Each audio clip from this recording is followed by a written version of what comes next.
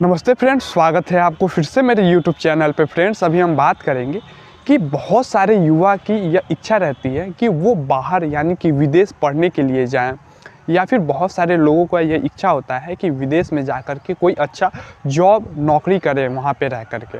और बहुत सारे लोगों का यह भी इच्छा रहता है कि वहाँ पे जा कर के कुछ समय वहाँ पे बिताएं। लेकिन विदेश में जा कर के पढ़ाई करना या फिर विदेश में जा कर के कोई नौकरी करना इतनी आसान बात अब रही नहीं।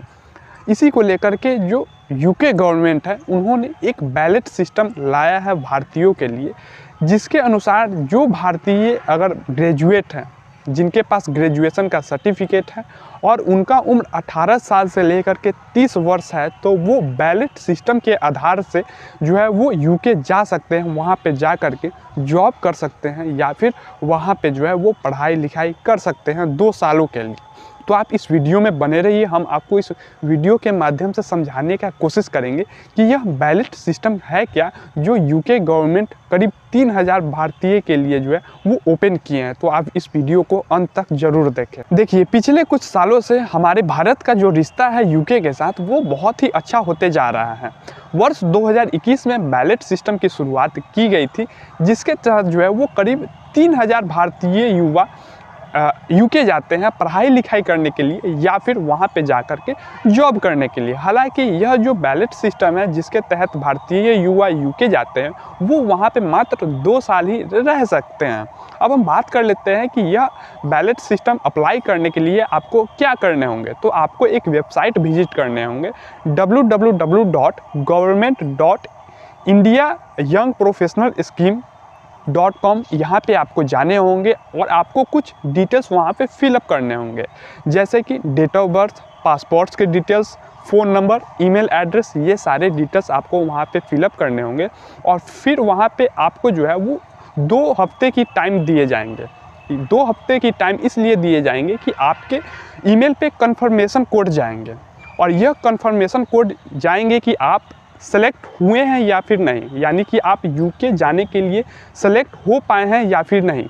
क्योंकि यह जो बैलेट सिस्टम है यह एक तरह से रैंडमली किसी को भी वो पिकअप कर सकते हैं। यूके गवर्नमेंट जो है वो किसी को भी रैंडमली पिकअप कर सकते हैं और किसी भारतीय को जो है वो वहाँ पे बुला सकते हैं, है ना। जैसे कि रैंडमली कहने का मतलब ये हो गया कि बहुत सारे युवा जो है जो ग्रेजुएट हो चुके हैं वो सारे लोग अप्लाई करेंगे, और उस सारे लोगों में से जो है वो रैंडमली किसी को भी वो पिकअप कर सकते हैं, है ना। किसी को भी पिक करके जो है उनको ईमेल पे यह कंफर्मेशन भेज देंगे कि आप जो है वो सिलेक्ट हो चुके हैं और आगे आप जो है वो फर्दर डॉक्यूमेंट सबमिट कीजिए। और यह जो कंफर्मेशन लेटर है जो आपके मेल पे आएंगे वो आपके फॉर्म अप्लाई करने के मात्र 2 से 3 वीक के अंदर ही आपको मेल पे मिल जाएंगे।